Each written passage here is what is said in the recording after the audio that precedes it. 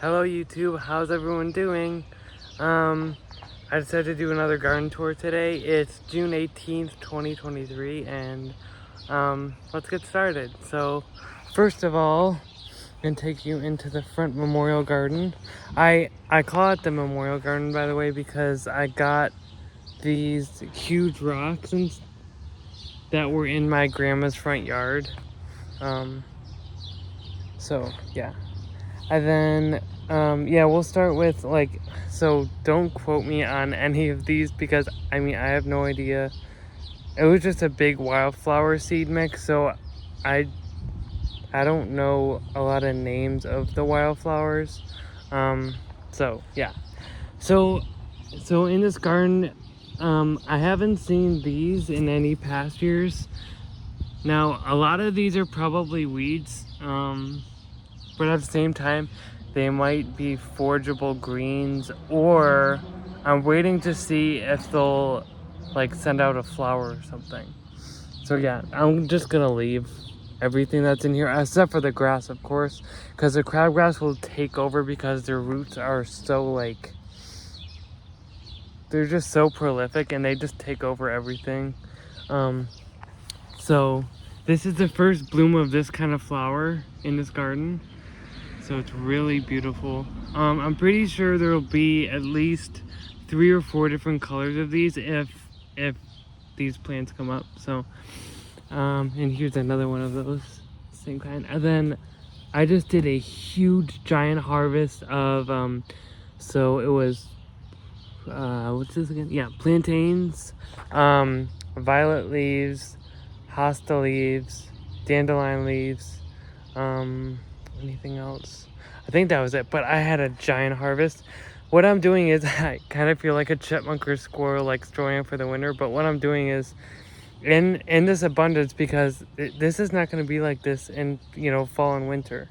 There's going to be a shortage of stuff if I'm trying to forage during the fall and winter. So what I'm doing is I'm storing up for the fall and winter when there's not going to be all this stuff, all this greenery. So what I'm doing is doing a giant harvest. I know I'm not going to be able to eat it all, whatever, but I'm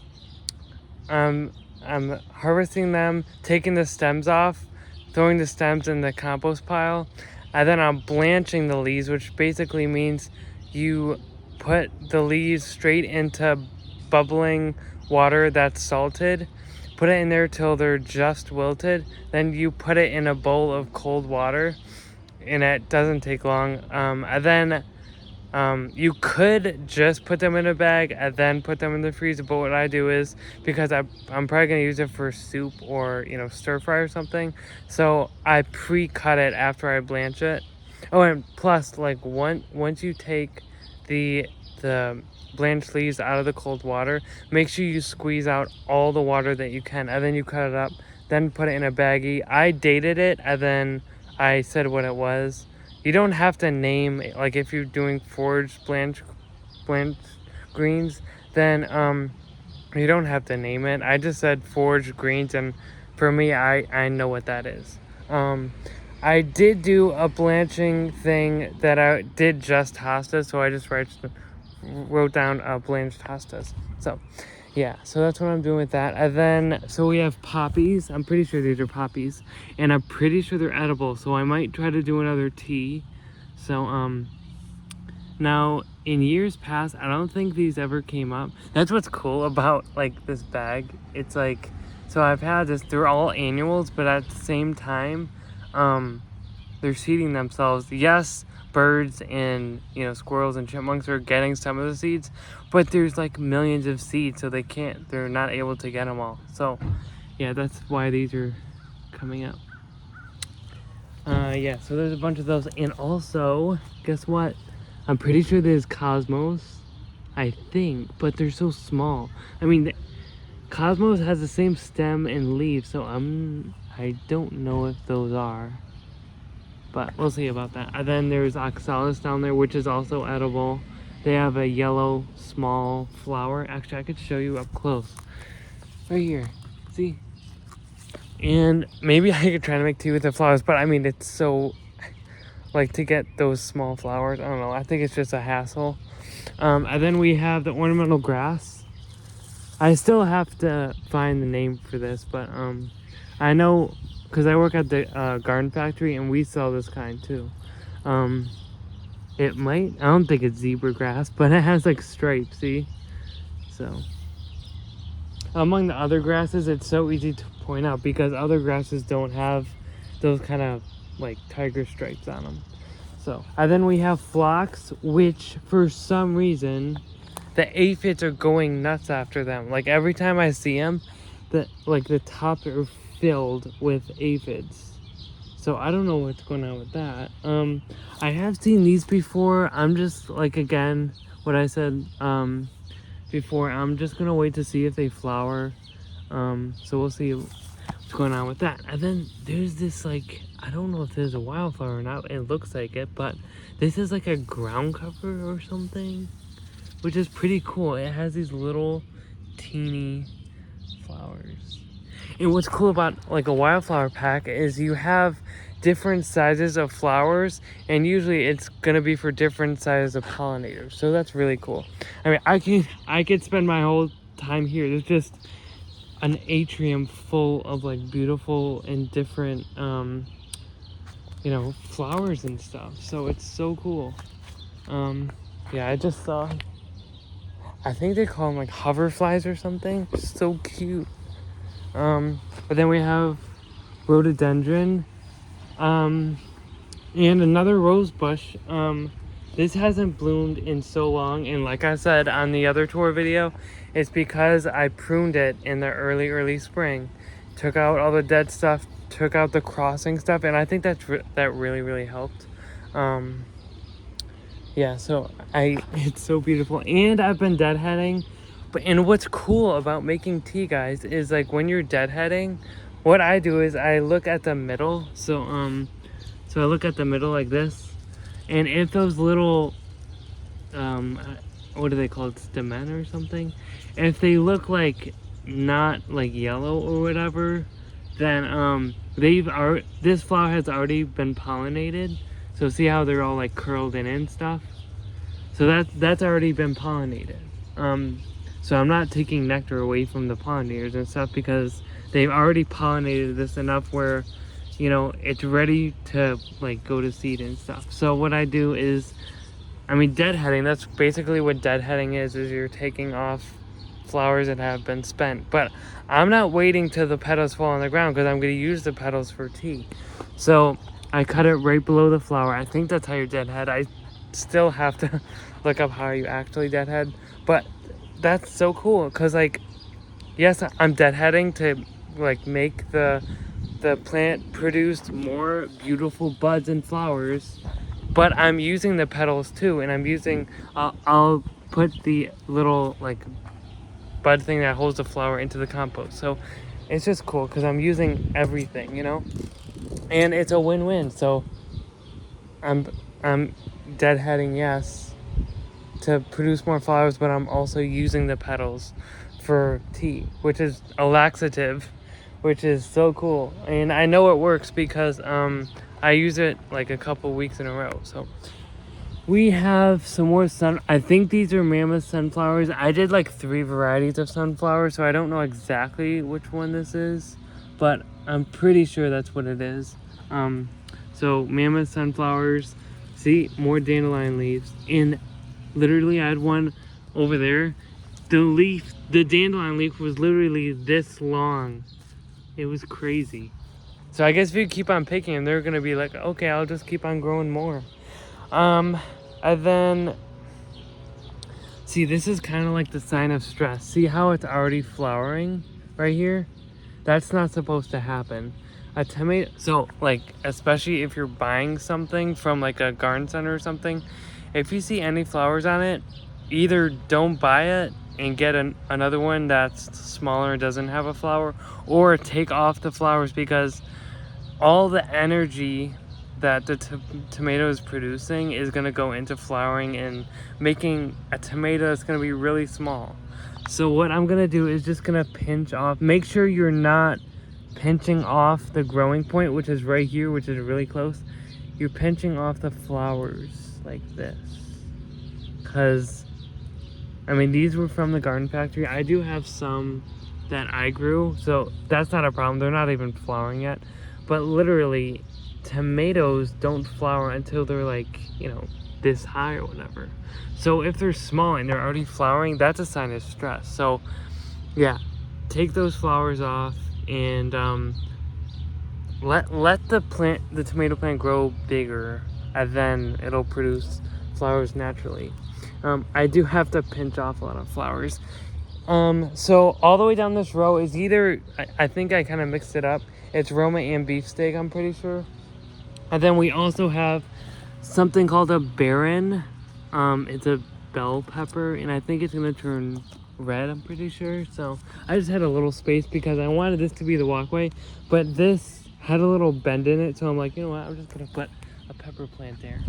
So that's awesome. And then I can show you the ones that I grew from seed.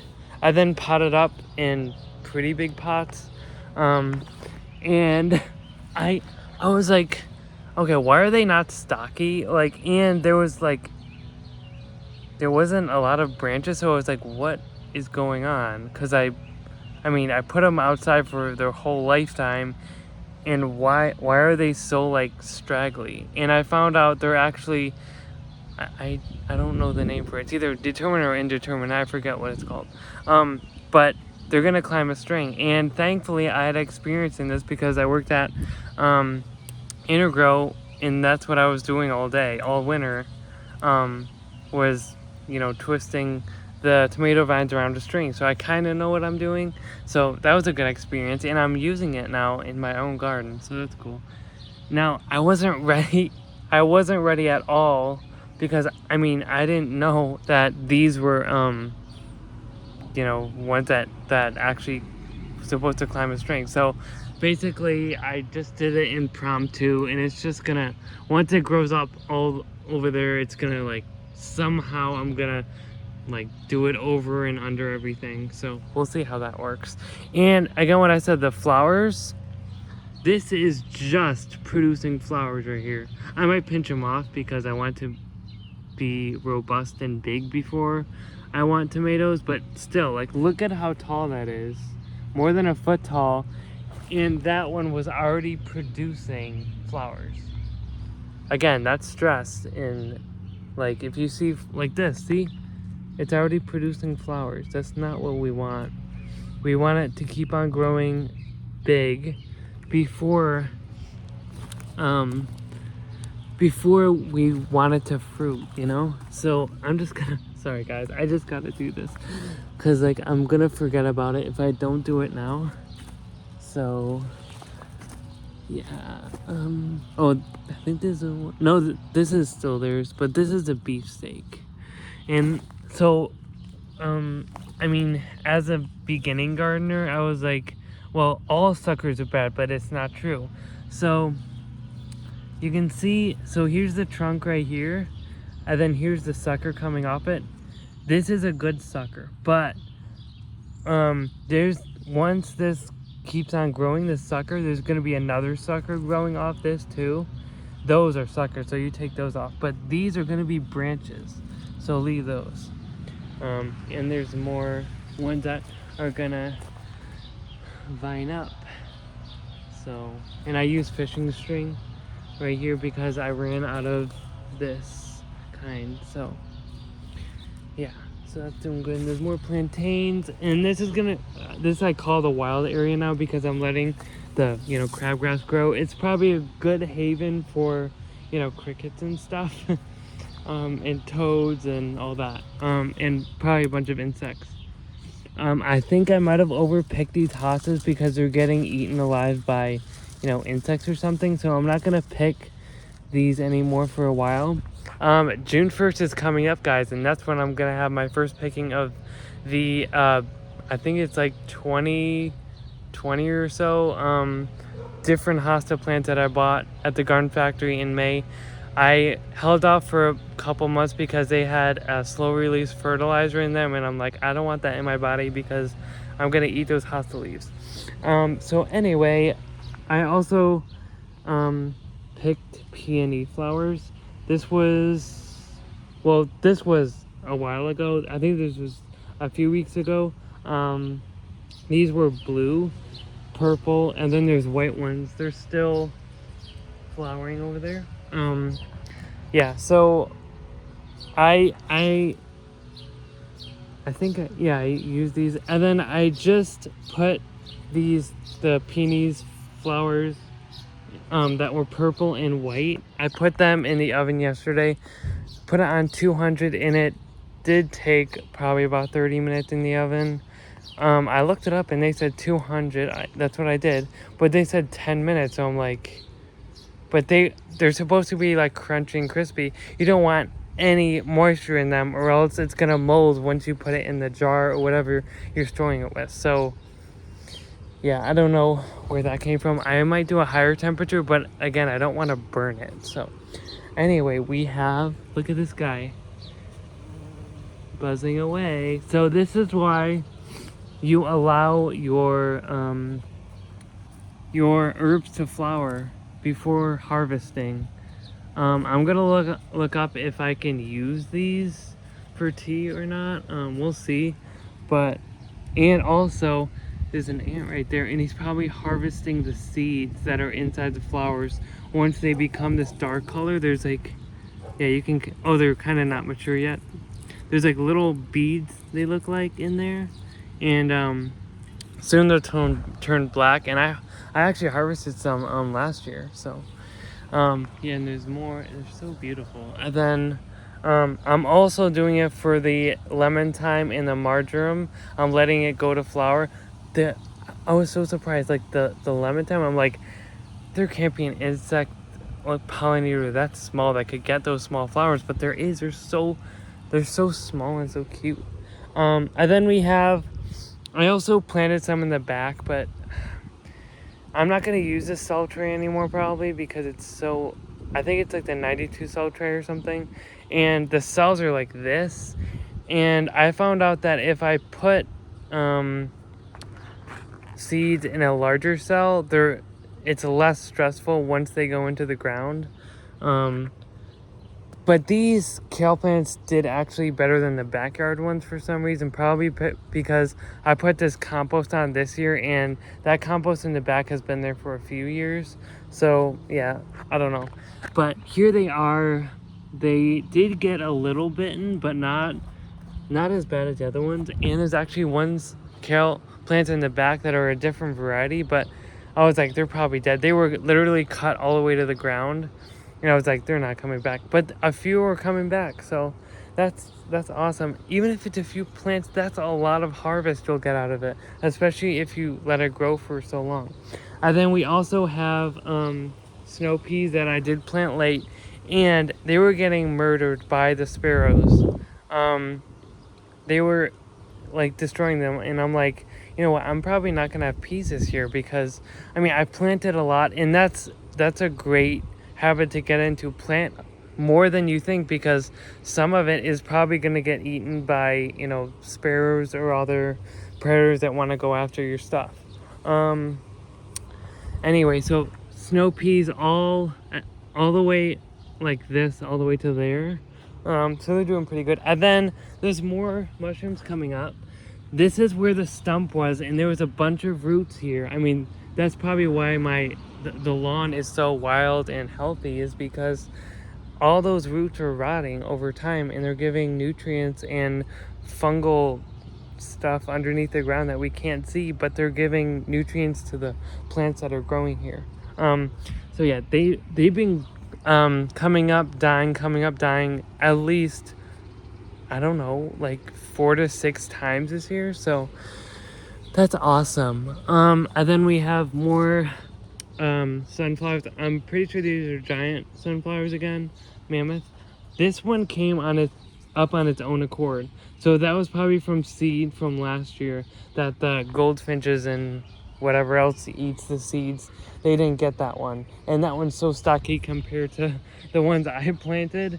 But still, it'll give shade to the things underneath it, which is gonna be, so my dad got some seeds from the library. Now they're providing some seeds for gardeners and stuff, and I think it's mostly like for kids and stuff. But he gave me, I think it's called something, it's in the gourd family. I don't know exactly what it is. I think it's a kind of pumpkin or pumpkin like thing. But yeah, there's 2 of them, so if this one doesn't make it, well, this guy will do it. And then we have more tomatoes. There's these tomatoes, I'm pretty sure, are they beefsteak? I don't know, they all look the same to me. And yeah, Roma, beefsteak, Jet, I think it might be Jetstar or something. But yeah, they're all the way over here, so there's a bunch of them.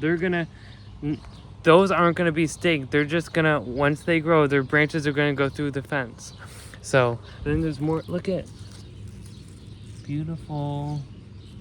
Now I'm not gonna eat it, because I mean, you have to be really knowledgeable before you eat anything.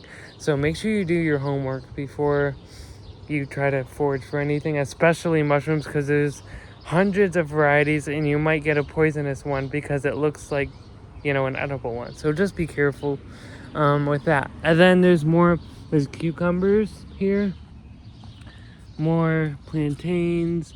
I just recently picked these dandelion leaves. Here's the violet leaves. All their violet flowers are gone, but yeah, there's more cucumbers. I think, yeah, that's still a plantain. But yeah, and then there's zucchini here too. And then there's more peony flowers. I'm gonna dry those. So that's awesome. Yeah, and then there's more, I think there's Canadian thistle. Now I actually know it probably is because it's flowering, so that's a good sign. I did it in with the blanched leaves, which kind of took out the prickliness of it, so that was good. Yeah, so it's basically all the same except for this part. This is garlic that actually is still surviving. I'm pretty sure I planted like 10 of these, and there's about 9 here, 8 or 9. So only one didn't make it, and the one that didn't make it was really small, and it didn't look really healthy, so that happens. And then this is my neighbor's garden. I guess we'll have a little tour of hers too. This is forsythia, so this is where I harvested all my forsythia flowers. I didn't ask her, don't tell anyone, but I mean, she probably wasn't going to use it, and they were all falling on the ground, just like the roses. The petals are falling on the ground. I'd rather use them than just let it disintegrate into the earth. So, here's irises. I don't know what this is, but there's a flower here. Look at this. Look at that. So cool, so beautiful. Let's see, and then, like, I don't know what this is, but they're beautiful. Look at that. And then she has lilac bushes, daylilies, which I'm pretty sure the flower is edible too. These are all gonna be daylilies, and all on the side there's daylilies, which are edible. I'll ask for that because they probably, I mean, that's the kind of risk, I guess you could say, because people want to see the flowers, but I mean, I want them for tea too, so we'll see what happens with that. Here's another forsythia. Look at these. Look at how beautiful that is. My favorite color too. I like yellow generally, but I think I like that color, that hue of yellow, I think. But once it gets darker yellow, it's like, ugh, it looks like throw up. So, like I said, these are daylilies, and there's these stupid vines that are like on everything, literally everything, and they're coming from this corner right here in my neighbor's backyard, and they've been trying to strangle my onions and everything. And they love climbing the fence because they're viney, but yeah, I've been keep on trying to pull them out. See right here, just try to strangle here, and it's hard. Once you pull them out, it doesn't get the root, so it's like I might need to get a little trowel, but this bed is full, so I can't risk trying to get the vine out and hitting a root in the process. So anyway, during those rainy days, I think it was like 3 or 4 days in a row, it felt like, there was tons of slugs on these, which thankfully it's been drying out, and this whole week is supposed to be pretty dry. So they're not here right now. Now, I wasn't surprised. Usually in rainy weather, you'll see slugs and snails, and they'll probably be chomping on like mostly stressful plants, but at the same time my onions were pretty healthy at the time because I've been putting compost tea in them for like once every week, and I did that for 2 or 3 weeks, so they were pretty healthy. But at the same time, these, like the lettuce right here, it's getting eaten alive because it's an older plant. I mean, I've had them since early spring or even winter, so they're really old, and that's what slugs like to go after. So I mean, it's just a given, really. So yeah, I'm probably have to take those out, Sally. But they're still producing. I've already had like at least 5 or 6 harvests from this bed right here of salad greens, so they're doing pretty good. Anyway, so that's how they look. I picked them. When did I pick them? 2 or 3 days ago, I think. So yeah, that's why they look kind of small. But at the same time, you'll keep it younger than what it would be if you just let it go up into a head.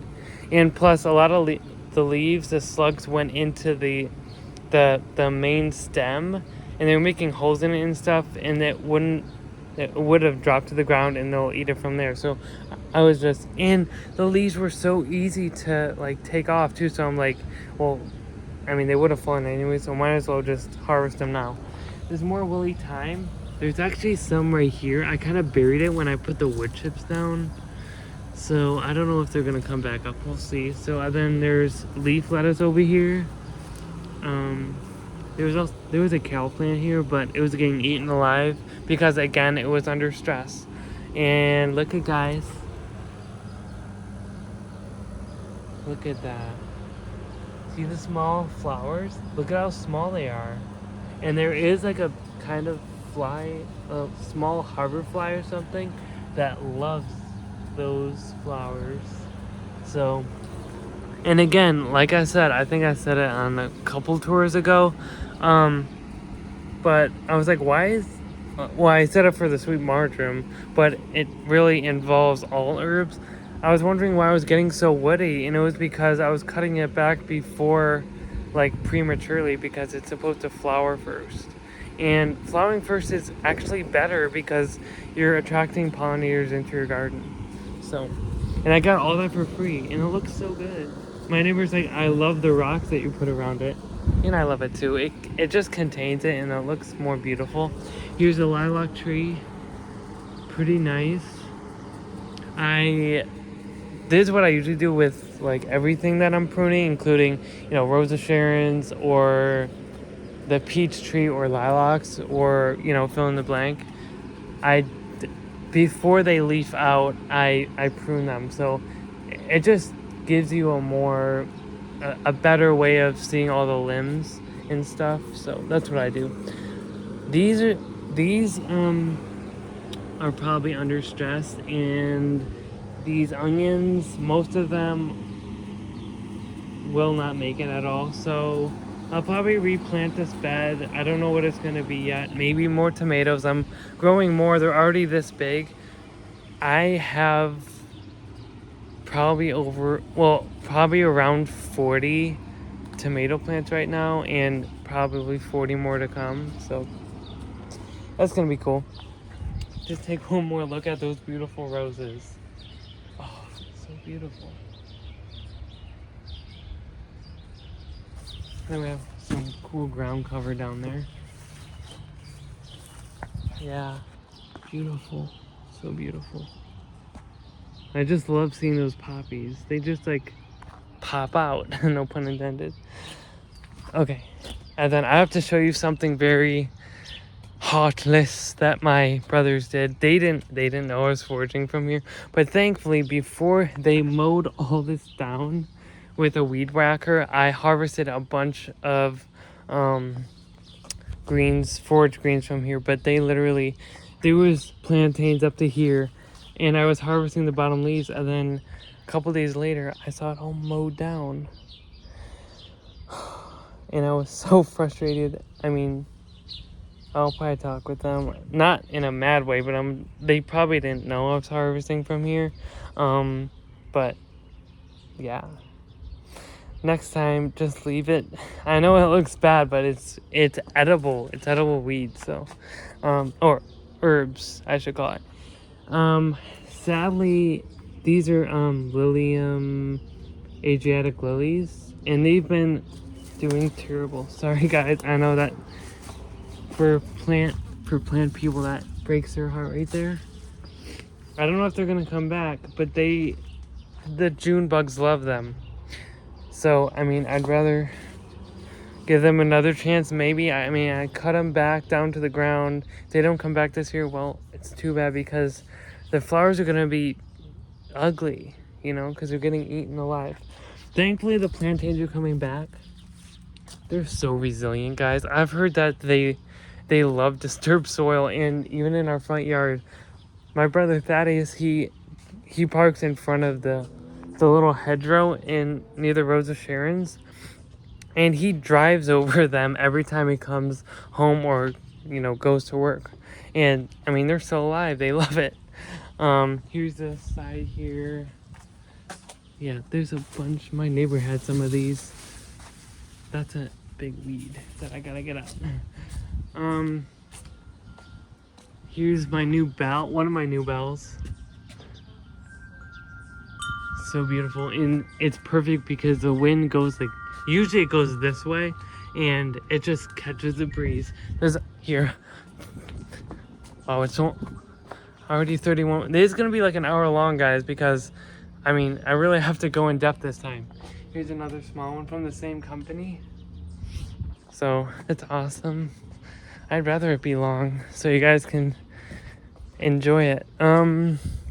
Here's some herbs here. There's home save seed from sage.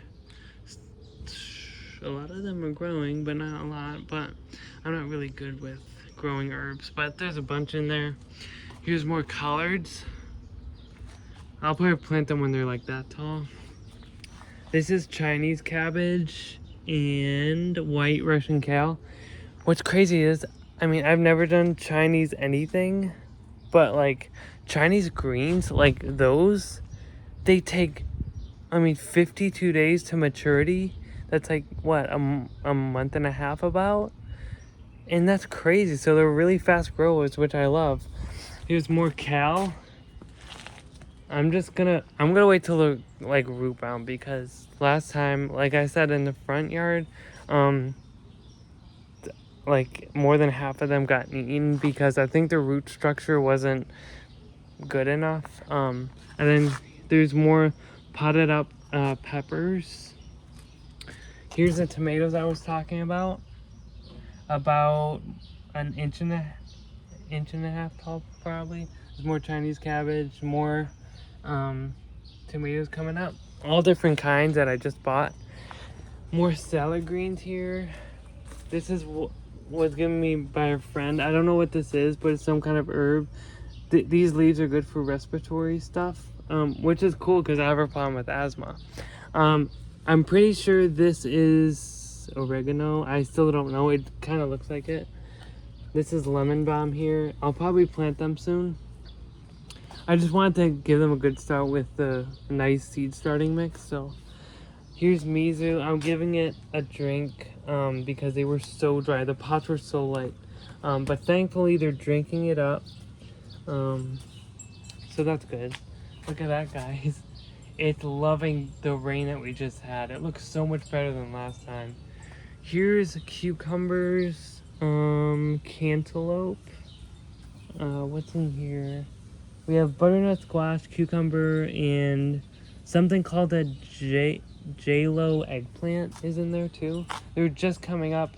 I just found out when I checked it in the basement, and I'm like, oh, they're coming up. So I took the towel off, put a tray underneath, and brought it out here and gave it a little drink. So hopefully they do well. I also have a bunch of milkweeds popping up.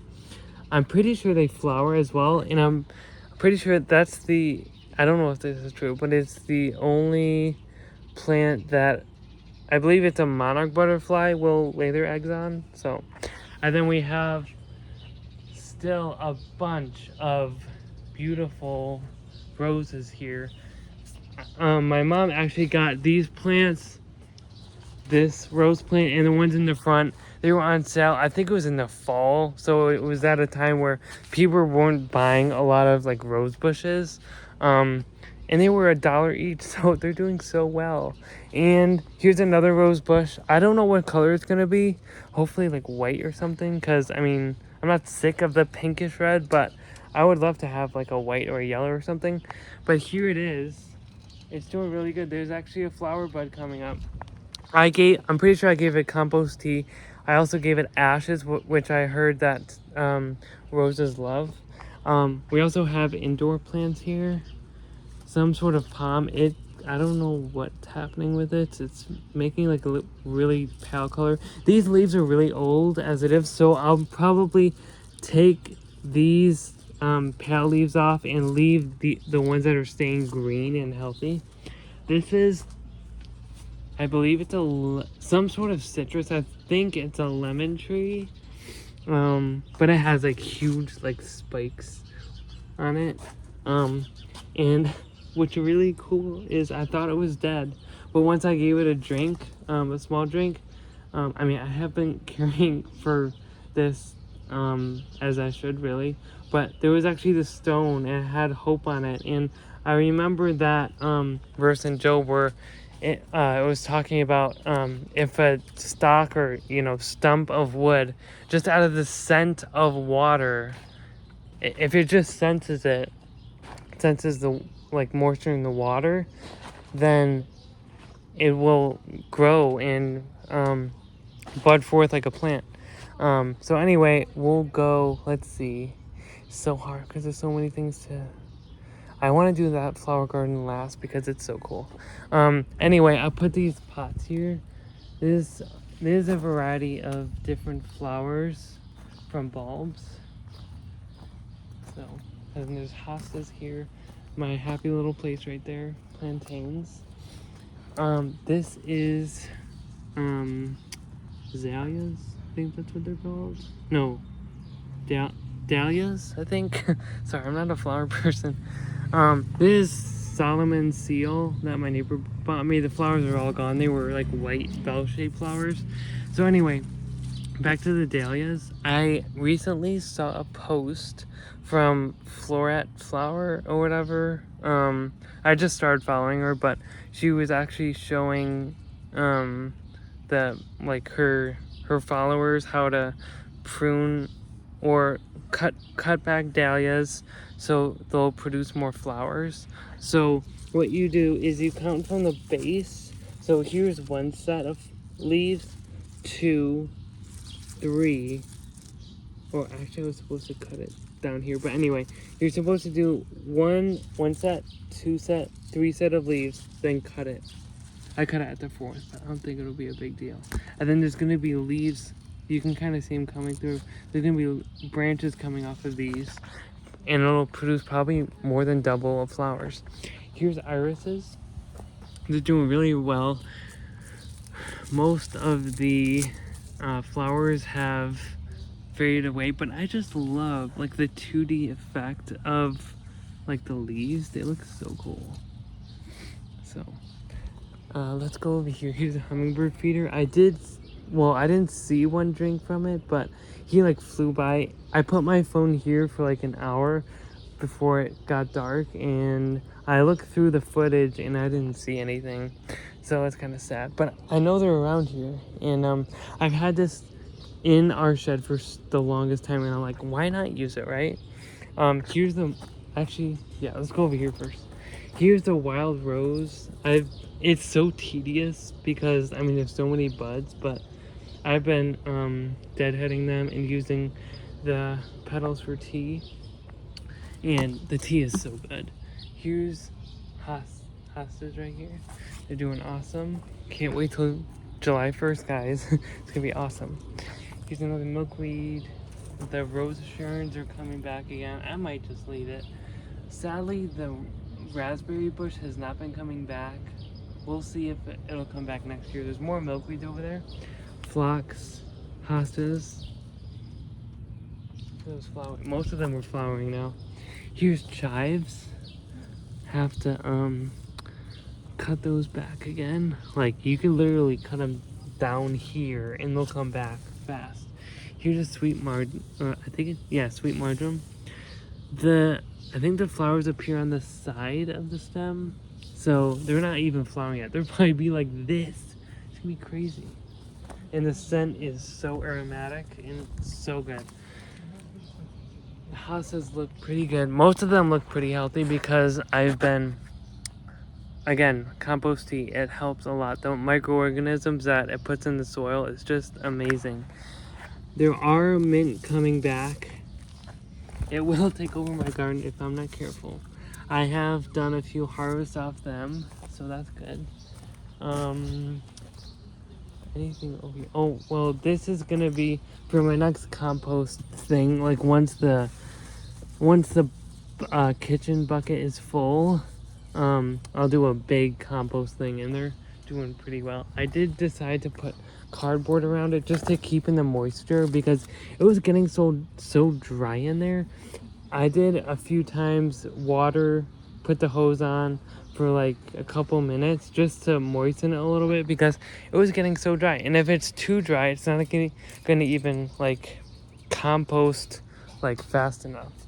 So, and then we're all around here and all around this part, so you can see them. These are homegrown. I think these are the tomatoes that are gonna be viney, so I'll probably need more string for these. I'm just really surprised they're still alive. They were so stressed out and getting eaten by who knows what, and they were just so stressed out. I was just so sad for them. So they are recovering very slowly. I'm just glad they're still alive, really. It's a miracle they're still alive. They've been at this height for the longest time, and I was like, they're probably not gonna make it. So I was about to give up hope, and then suddenly they're just turning green, probably from the compost tea especially, and the rain that we had, because my garden gets really dry, and I don't water it like I should because I don't have time. So, yeah, I just felt bad about them, and they're coming back, so that's good. And there's also a sunflower that's coming, that came back from the dead. Feels like there was like a line of sunflowers right here. Only one of them made it, but there's more. Look at, it's filling out really nicely. It's gonna look so nice once they're fully grown. It's gonna be a forest, guys. It's gonna look so beautiful. Also, in this year, the Old Farmer's Almanac said it's supposed to be a very, very dry summer. So, I mean, I want to shade whatever is going to be underneath the sunflowers and corn to be shaded, you know? So, yeah, I decided I wasn't going to do corn this year. I was going to give it away probably, or just, grow it for fun, I guess. But they're going to give shade. I just planted a bunch, probably about 100 of Dutch white onions, so hopefully they make it. I just planted them. I didn't do compost tea this time. I didn't dunk them in that. I actually dunked them in fish emulsion, because I kind of referred back to Squanto, and they were just using like the remains of fish. So that's what basically fish emulsion is. It's like you put a fish in a blender, and yeah, I kind of mix it with rainwater just to make it go farther. So yeah, that's awesome. And then there's, again, all this kale that I planted. They'll come back. You see new leaves down there. Hopefully they come back. But they were just really stressed out. So I'm not going to use that cell tray again. Here is rhubarb. I cut off, the little stalk that has a flowering thing on it because every single year, for some reason, the aphids go after it, and it's nuts. It was kind of sad for the ants. I do kind of like ants, except for when they're in the house, of course, but there was ants harvesting the seeds on top. But, I just had to cut it back because, I don't want aphids in my garden, of all things. There's new leaves coming through, so I'll probably harvest the bigger stalks, and then let those grow through, and I might have a second harvest this year, which is going to be awesome. On this side is something a little different. Again, it is kale and onions again, but there also is some cabbage plants spaced out differently than last year, so they're gonna be bigger heads. Also, we have burdock or wild cardoon, as it is said in, you know, Italian delicacy. And they're doing pretty good. Why they're here in the first place, so the plant was way over there by that empty hanging basket over there, and they had like burrs, and they were clinging onto the mesh that I had on like most of the beds. And when I took that mesh off, probably last fall, the seeds fell, and that's why they're mostly along the edges here. So I mean, that's welcome to me. They're so prolific and they grow huge, so probably up to my waist, and the leaves get humongous too. We also, so I don't know if you saw my other when the bird landed on my finger, that post on Instagram, but these are the hostas that I got along the side of the road, and the new leaves are coming out, which is awesome. I'm pretty sure there's 5. Also, the grapevine is coming back from the dead again. It was a mistake. I cut back the grapevines because, well, first of all, I was getting this dividing fence out. I wasn't trying to kill them, but I cut them, and I saw the jelly stuff coming out, so I tried to root like a lot of, probably like 12 of the little branches and stuff, but only one rooted, so I put that one in there. See, you can see the buds coming out now, and there's another, I mean, because there's a huge root structure of the grapevine in here, so I'm gonna have to probably put I do have an extra stake that I could put in here and maybe let it climb up that, but like all these branches are coming out, which is awesome. Here's another rhubarb plant. I'm not allowed to, well, I could, but the professionals say that you shouldn't harvest any the first year. So I got the bulb from the garden factory, so I'm not gonna harvest any this year. The second year, very few stems, maybe 1 or 2, and then the third year you can harvest whatever you want. Here's the rose bush up close, the most recent one. Tomato plant, hostas. Here's more hostas. There's more of the viney tomatoes. Again, I don't know what's wrong. I mean, one year I did prune this, but I heard that figs, they only bud out of last year's growth, and I like cut back all that. So I think these are all dead, except for I did put a bunch of mulch down there.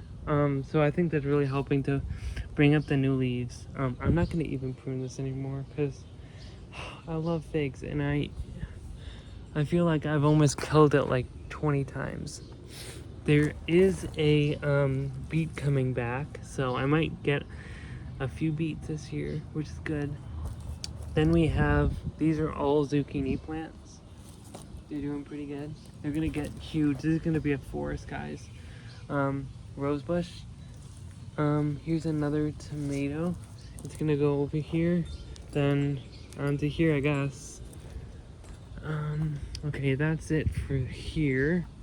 Now we'll go in the peach tree section.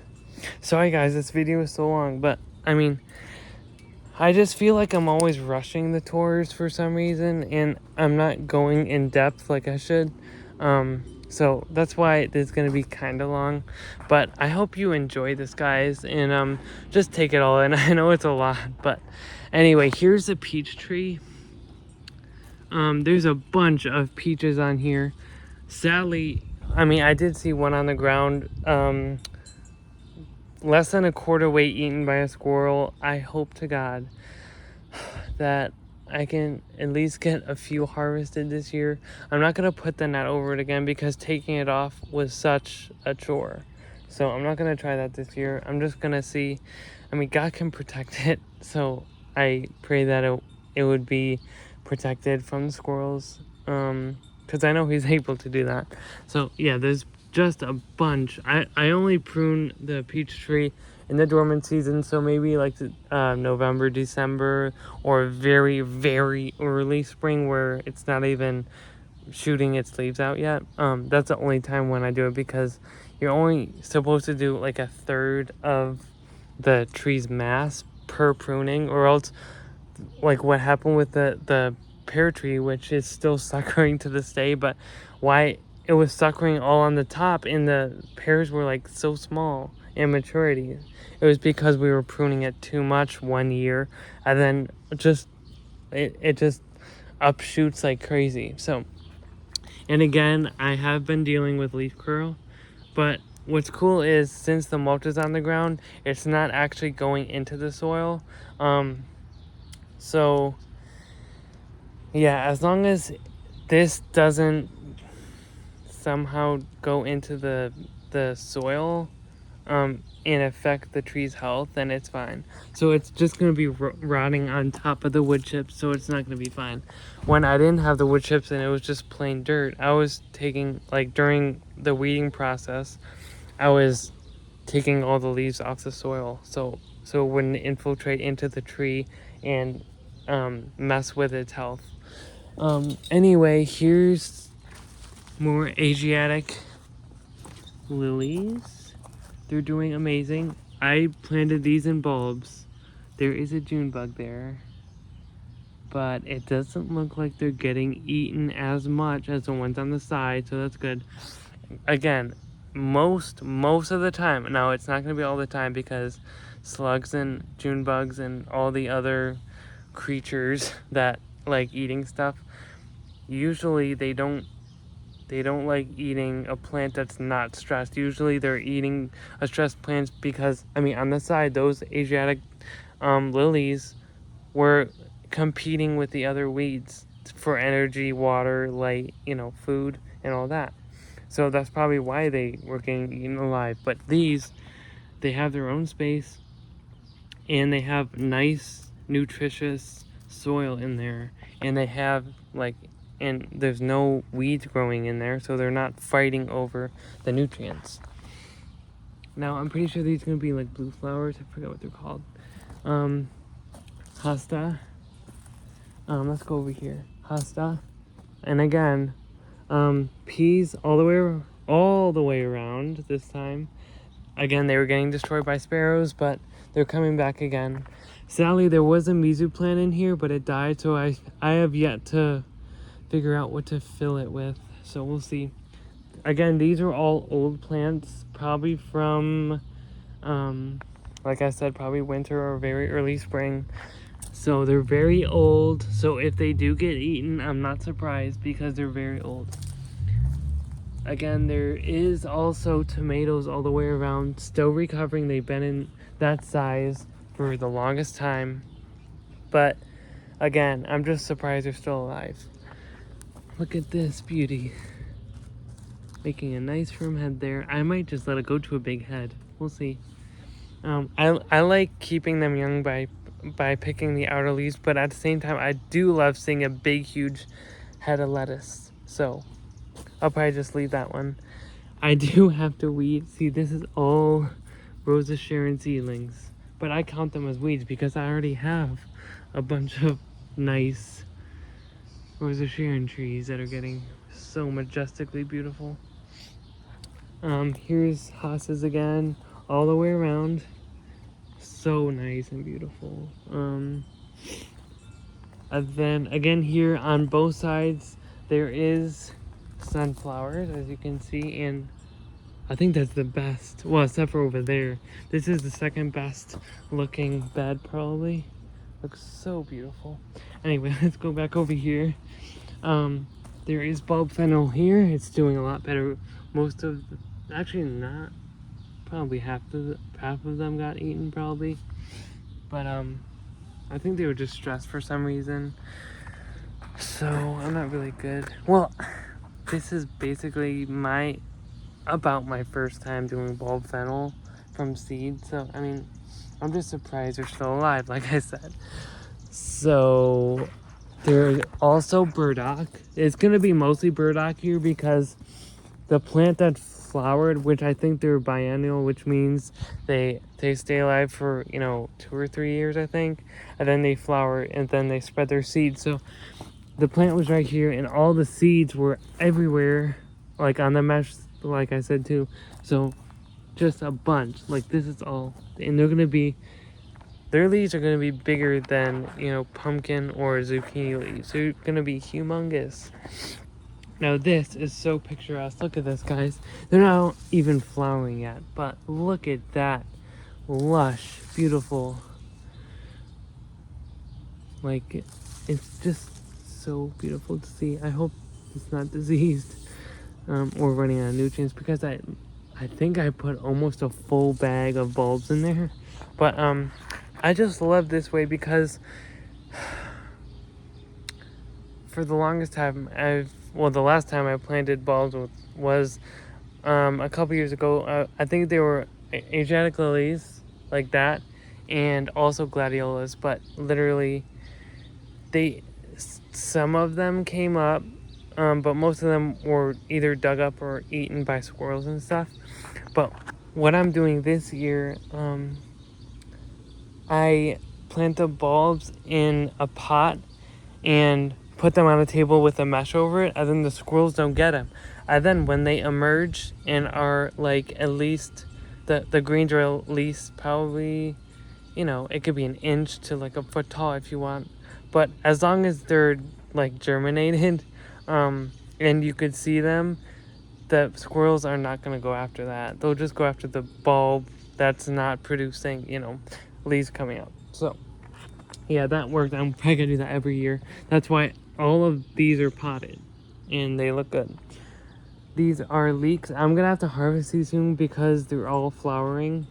These were from Van Putty, like I said on the other tour. They're about to flower, so I'm just gonna trim the roots. I take these like bottom leaves off just to make the shank look really nice. And then I cut them all up and freeze them, probably for winter or when I have a shortage of crops coming in. And then there's a bunch of romaine here. Also, we have some carrots that I've decided to come out from last year fall sowing. We also have Swiss chard coming up as well. This one, for some reason, toppled over. I don't know what happened, but you could see its insides. So I may have to harvest that after this video. We'll see. This is the most odd but cool hosta ever. Like, look at how weird those leaves are, but cool. So nice. And I always tell people it looks like a painter did that. And we know who the painter is, right? Look at that. Like, it's like brush strokes. So cool.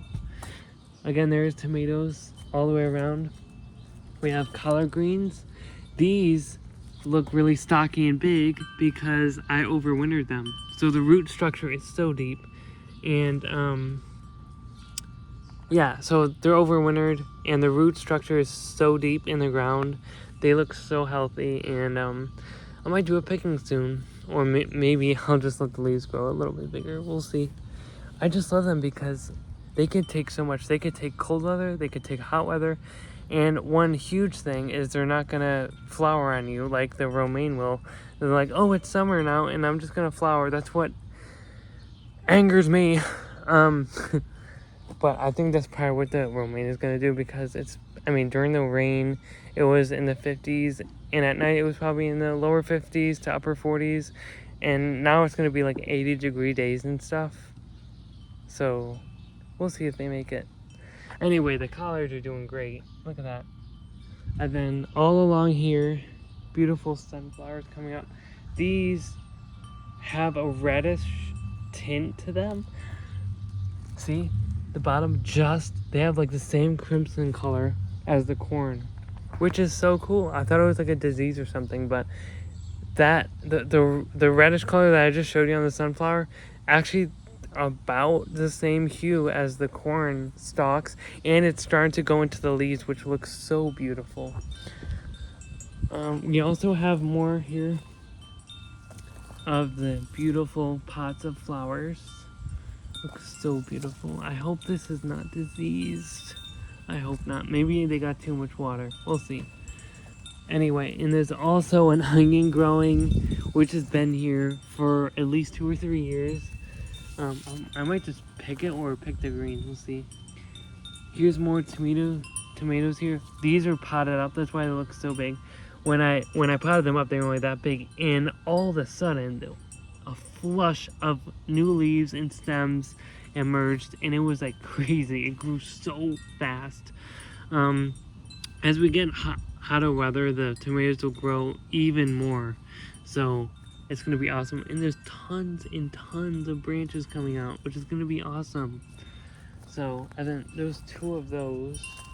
So there's also a tomato plant under there. Here's my grandpa made these, like I said. He made these big ones, homemade. He actually cut them too. Cut them to size. He cut them different length so it's different like sound effects. And then my mom bought this Majesty bell for me, but the wooden piece on top was like rotting. So I'm like, you know what? I'm just gonna use like fishing string, which is a better, I don't know how to describe it, but like the sound goes better, or like the sound carries through the fishing string better than like a small piece of rope or whatever. So yeah, it's beautiful. And like I said on my post, I think I said this, but even a slight a slight wind, the slightest wind, it'll ring. So that's awesome. Now, dun, dun, dun, dun, we're gonna do the grand finale here, and it's gonna be the most beautiful. I just love it. So this is a little patriotic. I even have a welcome sign here. So my dad bought this. We also have a flag here. We have a flag here, which kept on falling, but now it's really nice because it got this clamp thing on it, so that's good. And then we have the God's Increase garden here. Oh, by the way, and that God's Increase is named, it's in like 1 Corinthians, I think. It said, I forget, I'm paraphrasing, but someone planted, someone watered, but God gave in the increase. We can only plant the seed by faith, but God is actually the one that makes it grow. So I love that. And then we also have a patriotic flag here, land of the free, home of the brave. I did have an actual, it's not a shepherd's hook, but the hook that actually holds this, but I think, I don't know, I might have bent it and used it for a post over there or something. But anyway, here's more mizu here, hanging baskets. After the rain, they've looked so much healthier. These are, see these are all little branches that are gonna cascade and look like a cool green and white waterfall. These, again, I don't know the name of these, but there's gonna be a ton of branches coming out of this, and they're gonna have yellow flowers. So it's gonna be really nice. And guess who arrived here? It's gonna be, I think it's gonna be an orange or pink or red or something. It's gonna be a coneflower, guys. I haven't seen this in years, but I just decided to come back. I don't remember putting compost tea over here, but it looks like I did, because look at how nice this is. And there's gonna be tons of flowers. Look at bud, bud, bud, bud, bud, bud, bud, bud, bud.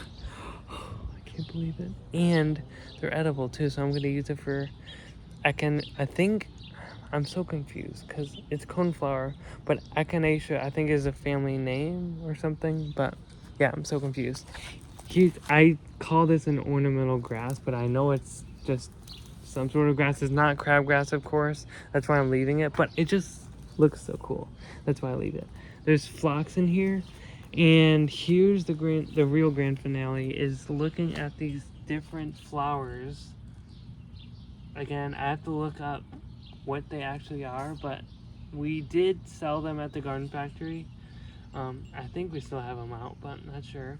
There's just so many different varieties. So there's white with pink there, purple. Like, look at that. It's beautiful. There's a fly. How's it going? And then there's bicolor ones or tricolor ones. Look at that. All different colors on one stalk. Like, it looks so good. Then there's like hot pink down there. Darker pink. Like, look at that. Look at the center there. See all the speckles? It's so beautiful. Look at that. And then there's a little darker. Like, look at that, guys. So cool. Then there's white with blue in the middle. And then I always get mixed up with purple and blue, but look at that. Then lighter pink. And then look at that one. That's the one with the speckles again. Looks so good. Look at this, guys. It's so nice. Yeah. Just so beautiful. Oh, I can't wait till these flow. But anyway, till then, again, I'm kind of sorry that this took so long, but I'm just glad I got more in depth with you guys. Because I mean, again, like I said, it's just so easy to just brush over things and not actually explain them to you, and maybe like why I do what I do. But I'm just glad that I did it more in depth this time. I hope you guys have a great day, and just guys, garden is just, I don't know, there's something about it that brings happiness. And I'm not saying like, you know, inner joy, because only God can provide that, but there's just something about it, going back to your roots, because I mean, it all started in a garden, and one day, if you're saved, we're gonna go into a garden with the tree of life, and there's gonna be a river in the middle, and just, it's gonna be great. So get into gardening now, and maybe you'll be more prepared for the garden in heaven, you know? So, I can't wait in a few weeks till all the Words of Sharon flowers come out. It's gonna be so cool. But anyway, happy gardening, and God bless.